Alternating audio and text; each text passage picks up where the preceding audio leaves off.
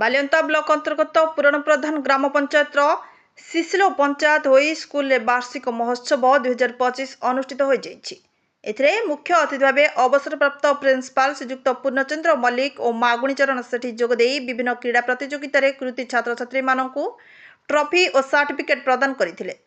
पिलामानंकु भल पाठ पढ़ा सहित खेलकूदर निजर प्रतिभा अर्जन करने दरकार बोली कहिथिले।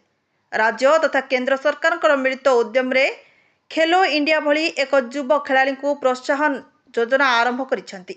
खेल रुचि रखुथिबा छात्र छात्री माने ए दिगरे निजर उज्जवल भविष्य गढ़ी परिबे। Bhubaneswar Jayaram Sahu report, Odisha digital.